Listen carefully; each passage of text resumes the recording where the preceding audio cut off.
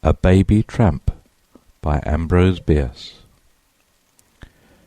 If you had seen little Joe standing at the street corner in the rain, you would hardly have admired him. It was apparently an ordinary autumn rainstorm, but the water which fell upon Joe, who was hardly old enough to be either just or unjust, and so perhaps did not come under the law of impartial distribution, appeared to have some property peculiar to itself. One would have said it was dark and adhesive, sticky, but that could hardly be so, even in Blackburg, where things certainly did occur that were a good deal out of the common. For example, 10 or 12 years before, a shower of small frogs had fallen, as is credibly attested by a contemporaneous chronicle, the record concluding with a somewhat obscure statement to the effect that the chronicler considered it good growing weather for Frenchmen. Some years later, Blackburg had a fall of crimson snow. It is cold in Blackburg when winter is on, and the snows are frequent and deep. There can be no doubt of it. The snow in this instance was of the colour of blood, and melted into water of the same hue, if water it was, not blood. The phenomenon had attracted wide attention, and science had as many explanations as there were scientists who knew nothing about it. But the men of Blackburg, men who for many years had lived right there where the red snow fell, and might be supposed to know a good deal about the matter, shook their heads and said something would come of it. And something did, for the next summer was made memorable by the prevalence of a mysterious disease, epidemic, endemic, or the Lord knows what, though the physicians didn't, which carried away a full half of the population. Most of the other half carried themselves away, and were slow to return, but finally came back, and were now increasing and multiplying as before. But Blackburg had not since been altogether the same. Of quite another kind, though equally out of the common, was the incident of Hetty Parlow's ghost. Hetty Parlow's maiden name had been Brownon, and in Blackburg that meant more than one would think. The Brownons had from time immemorial, from the very earliest of the old colonial days, been the leading family of the town. It was the richest, and it was the best, and Blackburg would have shed the last drop of its plebeian blood in defence of the Brownon fair fame. As few of the family's members had ever been known to live permanently away from Blackburg, although most of them were educated elsewhere, and nearly all had travelled, there was quite a number of them. The men held most of the public offices, and the women were foremost in all good works. Of these latter, Hetty was most beloved, by reason of the sweetness of her disposition, the purity of her character, and her singular personal beauty. She married in Boston a young scapegrace named Parlow, and, like a good Brownon, brought him back to Blackburg forthwith, made a man and a town councillor of him. They had a child which they named Joseph, and dearly loved, as was then the fashion among parents in all that region. Then they died of the mysterious disorder already mentioned, and at the age of 1 whole year Joseph set up as an orphan. Unfortunately for Joseph, the disease which had cut off his parents did not stop at that. It went on and extirpated nearly the whole Brownon contingent, and its allies by marriage, and those who fled did not return. The tradition was broken, the Brownon estates passed into alien hands, and the only Brownons remaining in that place were underground in Oak Hill Cemetery, where indeed was a colony of them powerful enough to resist the encroachment of surrounding tribes, and hold the best part of the grounds. But about the ghost. One night, about 3 years after the death of Hetty Parlow, a number of the young people of Blackburg were passing Oak Hill Cemetery in a wagon. If you have been there, you will remember that the road to Greenton runs alongside it on the south. They had been attending a May Day festival at Greenton, and that serves to fix the date. Altogether there may have been a dozen, and a jolly party they were, considering the legacy of gloom left by the town's recent sombre experiences. As they passed the cemetery, the man driving suddenly reined in his team with an exclamation of surprise. It was sufficiently surprising, no doubt, for just ahead, and almost at the roadside, though inside the cemetery, stood the ghost of Hetty Parlow. There could be no doubt of it, for she had been personally known to every youth and maiden in the party. That established the thing's identity. Its character as ghost was signified by all the customary signs: the shroud, the long undone hair, the far-away look, everything. This disquieting apparition was stretching out its arms towards the west, as if in supplication for the evening star, which certainly was an alluring object, though obviously out of reach.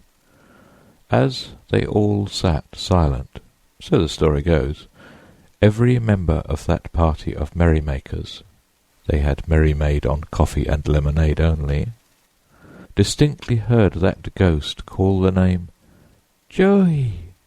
Joey!" A moment later nothing was there. Of course, one does not have to believe all that. Now at that moment, as was afterwards ascertained, Joey was wandering about in the sagebrush on the opposite side of the continent, near Winnemucca, in the state of Nevada. He had been taken to that town by some good persons distantly related to his dead father, and by them adopted and tenderly cared for. But on that evening the poor child had strayed from home and was lost in the desert. His after-history is involved in obscurity, and has gaps which conjecture alone can fill. It is known that he was found by a family of Paiute Indians, who kept the little wretch with them for a time, and then actually sold him for money to a woman on one of the eastbound trains, at a station a long way from Winnemucca. The woman professed to have made all manner of inquiries, but all in vain. So, being childless and a widow, she adopted him herself. At this point of his career, Joe seemed to be getting a long way from the condition of orphanage. The interposition of a multitude of parents between himself and that woeful state promised him a long immunity from its disadvantages. Mrs. Darnell, his newest mother, lived in Cleveland, Ohio, but her adopted son did not long remain with her. He was seen one afternoon by a policeman new to that beat, deliberately toddling away from her house, and being questioned, answered that he was "a-doing home." He must have travelled by rail somehow, for 3 days later he was in the town of Whiteville, which, as you know, is a long way from Blacksburg. His clothing was in pretty fair condition, but he was sinfully dirty. Unable to give any account of himself, he was arrested as a vagrant, and sentenced to imprisonment in the Infants' Sheltering Home, where he was washed. Joe ran away from the Infants' Sheltering Home at Whiteville, just took to the woods one day, and the home knew him no more for ever. We find him next, or rather get back to him, standing forlorn in the cold autumn rain at a suburban street corner in Blacksburg, and it seems right to explain now that the raindrops falling upon him there were really not dark and gummy. They only failed to make his face and hands less so. Joe was indeed fearfully and wonderfully besmirched, as by the hand of an artist. And the forlorn little tramp had no shoes. His feet were bare, red, and swollen, and when he walked he limped with both legs. As to clothing, you would hardly have had the skill to name any single garment that he wore, or say by what magic he kept it upon him. That he was cold all over and all through did not admit of a doubt. He knew it himself. Anyone would have been cold there that evening. But for that reason no one else was there. How Joe came to be there himself, he could not, for the flickering little life of him, have told, even if gifted with a vocabulary exceeding 100 words. From the way he stared about him, one could have seen that he had not the faintest notion of where, nor why, he was. Yet he was not altogether a fool in his day and generation. Being cold and hungry, and still able to walk a little by bending his knees very much indeed, and putting his feet down toes first, he decided to enter one of the houses which flanked the street at long intervals, and looked so bright and warm. But when he attempted to act upon that very sensible decision, a burly dog came browsing out and disputed his right.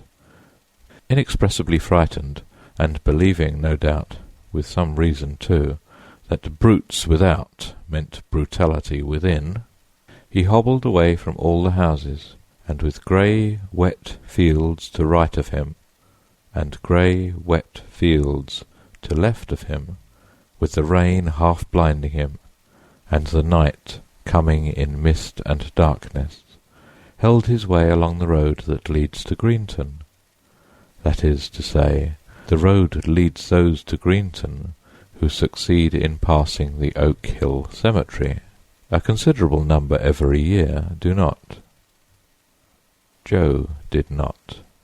They found him there the next morning, very wet, very cold, but no longer hungry. He had apparently entered the cemetery gate, hoping perhaps that it led to a house where there was no dog, and gone blundering about in the darkness, falling over many a grave, no doubt, until he had tired of it all and given up. The little body lay upon one side, with one soiled cheek upon one soiled hand, the other hand tucked away among the rags to make it warm, the other cheek washed, clean and white at last, as for a kiss from one of God's great angels. It was observed, though nothing was thought of it at the time, the body being as yet unidentified, that the little fellow was lying upon the grave of Hetty Parlow. The grave, however, had not opened to receive him. That is a circumstance which, without actual irreverence, one may wish had been ordered otherwise.